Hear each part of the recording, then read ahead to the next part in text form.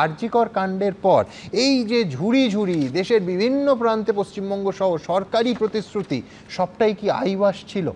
এমনকি খোদ supreme court গত বছরের 20শে আগস্ট যে টাস্ক ফোর্স তৈরির কথা বলেছিল সেটার কি হলো? কি করেছে তারা?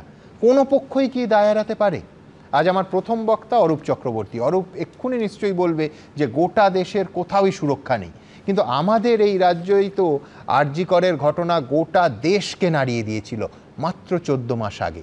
14 মাসে ছবিটা অন্তত এই রাজ্যে একটুও পাল্টানো গেল না অরূপ? ধর্ষকের শিরদাঁড়া দিয়ে ভয় পাইয়ে দেওয়া যেত যদি এমন আইন থাকতো যাতে ধর্ষক ভয় পায় যে এই ধরনের অপরাধে ধরা পড়লে তার মৃত্যুদণ্ড হতে পারে। আমাদের দুর্ভাগ্য, এখনো অবধি পশ্চিমবঙ্গ বিধানসভায় সেই বিল পেশ হলেও আজ অবধি অপরাজিতা বিল দিনের আলো দেখলো না। আমি আবারও বলছি, এই যে ঘটনাগুলো বললেন সব কটা ঘটনা আমাদের সকলের মাথা নত করে দেয়। এটা তো ঘটনা, রাজ্য সরকারের এখানে যদি হাসপাতালে এই ঘটনা ঘটে সেটা কি আমাদের পক্ষে স্বস্তিদায়ক? নিশ্চয়ই স্বস্তিদায়ক নয়। তাহলে এই জায়গায় আপনি কাকে দোষারোপ করবেন? একজন সরকারি কর্মচারী। ঘটনাচক্রে এসএসকেএম হাসপাতালে প্রতিদিন হাজারে হাজারে মানুষ আসেন সারা বাংলার বিভিন্ন প্রান্ত থেকে। প্রতিটা পেশেন্টকে প্রতিটা জায়গায় পুলিশ তো ইন্ডিভিজুয়াল ম্যানমার্কিং করে সিকিউরিটি দিতে পারবে না, সম্ভবই নয়।